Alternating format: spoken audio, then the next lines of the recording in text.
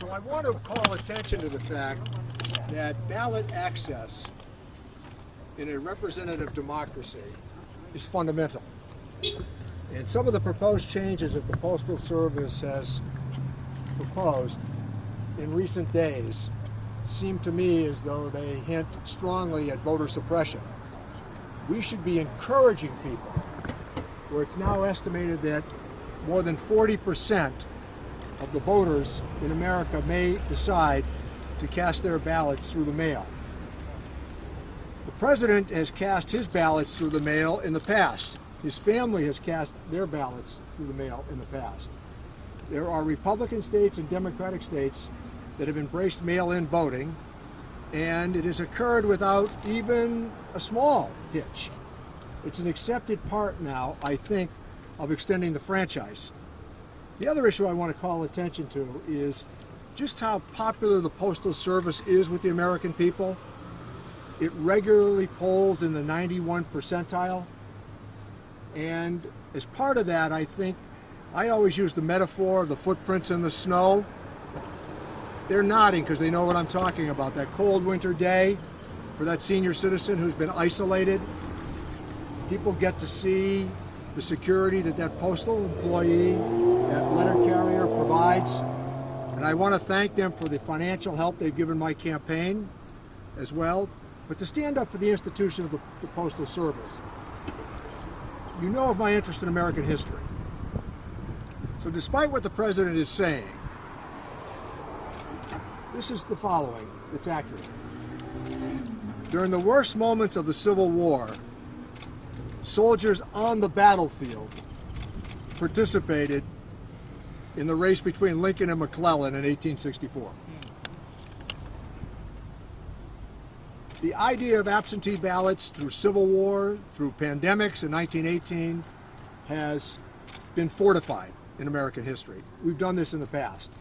And the suggestion that if you do mail-in voting, it's going to be fraudulent is ill-considered, because it's not true. It's not based on facts. The last point that I would also raise is the way our senior citizens depend upon the Postal Service. More than 80% of our veterans receive their medications through the mail. Even with direct deposit, there are still millions of people who receive Social Security checks. And I think honoring that legacy of the Postal Service with the forever stamp is important because it works. So I want to call on Representative Farley-Bouvier and Senator Hines. They're here as well. And then we have others that are here that will talk about the necessity of the service. So come on over here, Trish. Thank you so much, Congressman Neal. I'm trying to do the right thing with the mask, so mask on, except when I'm speaking. So hello, everybody. I'm really thrilled to be joined here in the district, our common district, with Congressman Neal and Senator Hines, because what we're doing today is shining light on a very serious problem. And sunshine really is the best disinfectant when it comes to these issues. We need to be loud, and we need to be consistently concerned about how we are going to solve the problem of the post office and the Postal Service being absolutely taken out by its knees by this president, who is so scared of losing an election that he is willing to dismantle one of the most important institutions that we have in this country.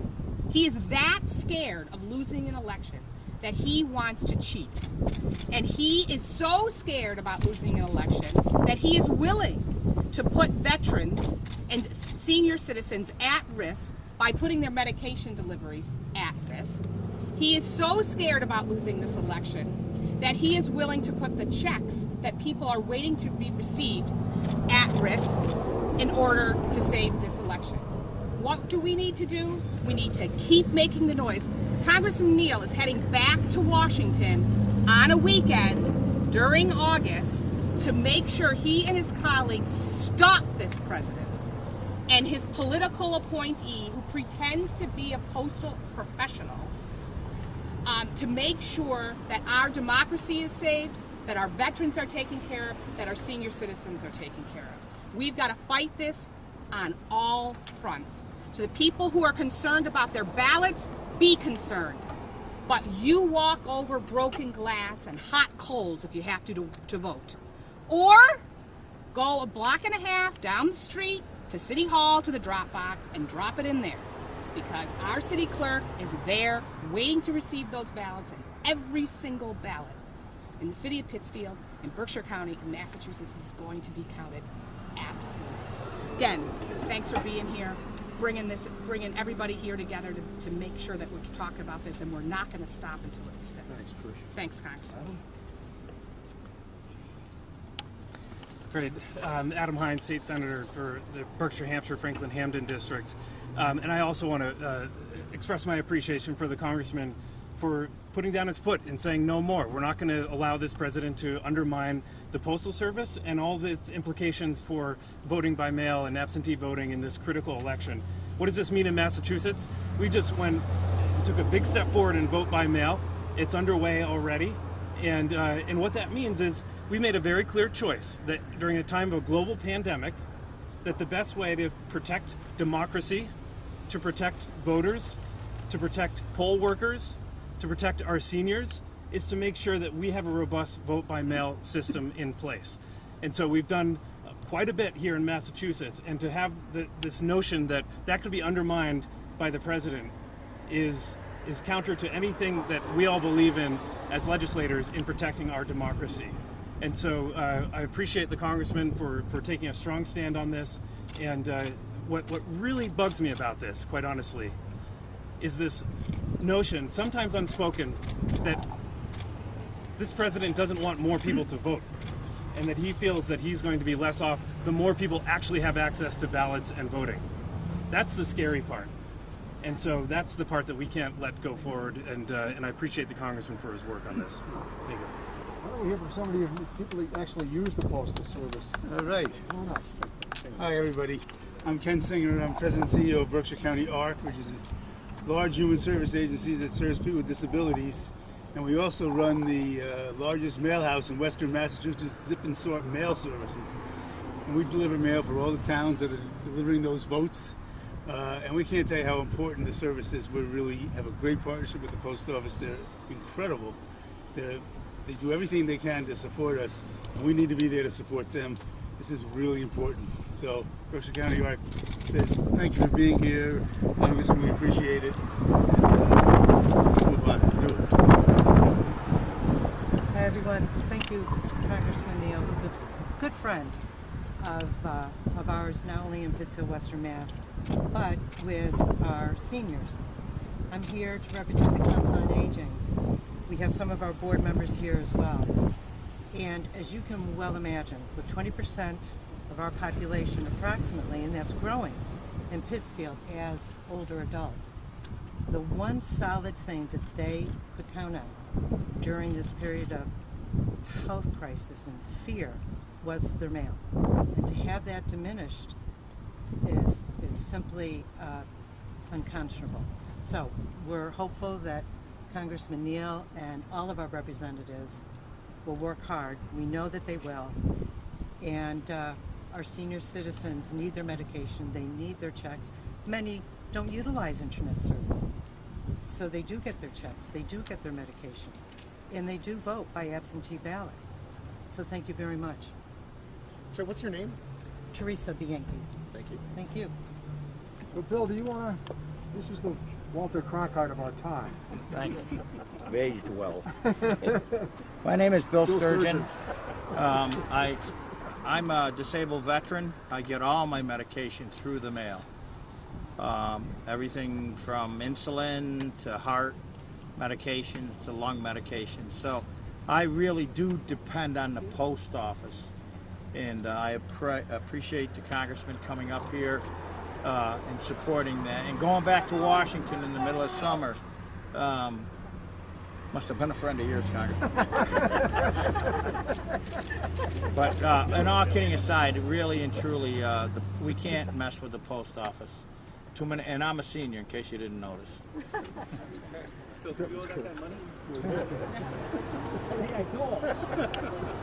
Vin Marinaro, retired director of the Senior Center. And I just have a personal support for the post office. When my mom was in her late stages of dementia, our mail carrier stopped in every single day just to check on her, say hello. They became great friends, and they're actually part of our family.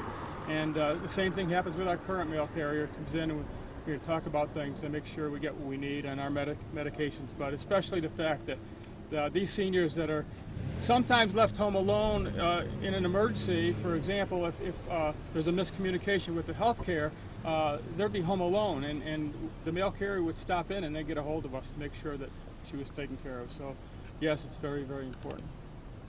Thank you. Anybody else who would like to validate? No? Okay, questions? Can you talk about what you're actually going to be doing in Congress this weekend as far as responding to this concern? I think that we're going to push back on what the Postmaster General and the President have proposed in terms of, I think, eliminating opportunities for people to vote.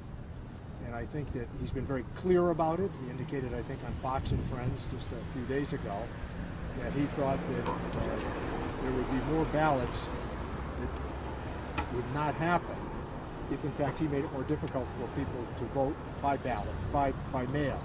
As I indicated earlier, it's now estimated that 40% of the American people are going to vote by mail.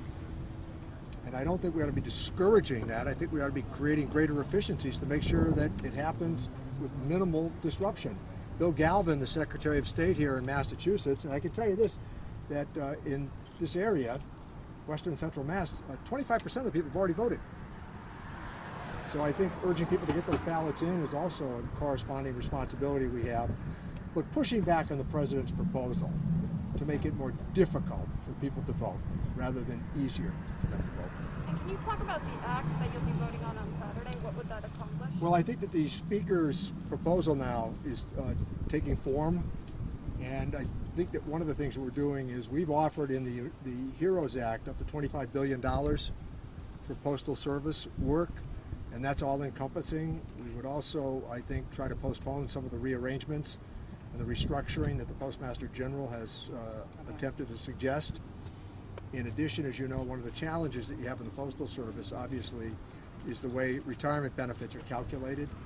So we think that there's an opportunity here for a full throttle effort on Saturday morning. I think at the moment the Speaker has proposed that we're going to vote at just about 11 o'clock. So I intend to head back on Friday for those votes. We have already in the CARES Act proposed money. The President said that if we would back off of our commitment to the post office, he would let state and local assistance flow. That's not a negotiating posture. That's intransigence on his part. So I think that we're going to likely win on both counts. But what we're doing on Saturday, I think, is we're going to put our foot down about encouraging people to have the opportunity, if they want to vote by mail, to vote. And so you mentioned the rearranging that's occurring in the Postal Service. So it's my understanding, speaking with the union over at the Springfield bulk mail sorting center, that 2 pieces of sorting equipment have been taken offline. Right. So would those be restored under the Act? Can you speak to That's what we would push for, and the argument we would offer is we're going to give you the money to put them back online. Okay. The money's here. All you have to do is get the President to tell Mitch McConnell to okay it, put those back online. I mean, it's unreasonable going into a national election when you consider how close the last presidential election really was, and not to dismiss what happened in the year 2000. So I think encouraging people to vote by mail, and again, extending the franchise, is really important for all of us. So you're saying that the goal is to provide the funding to bring those 2 pieces of equipment back online? Not only those 2, have it happen across the country.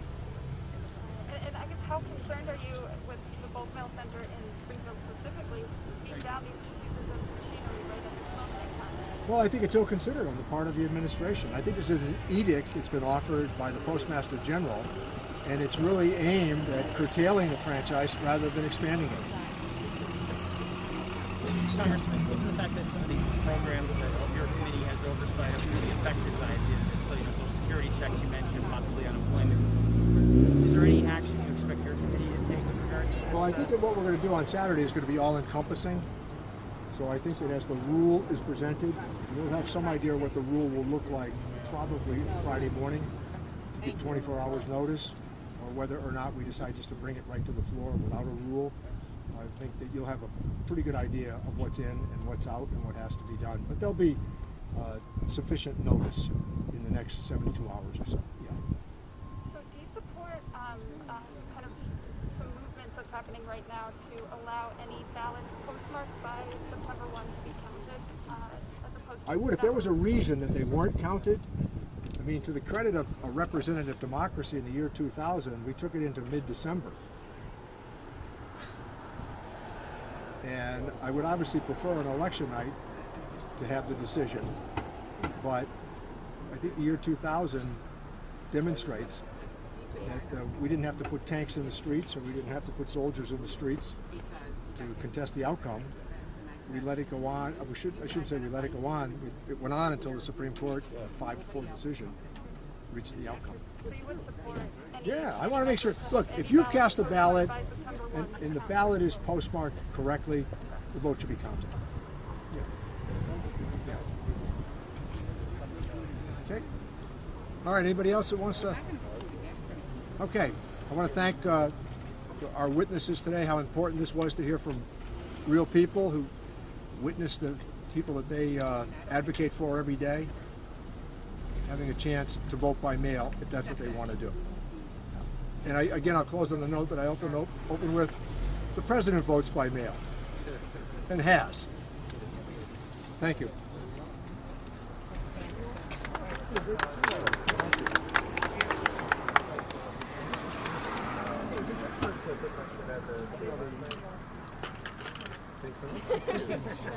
Thank you, thank you.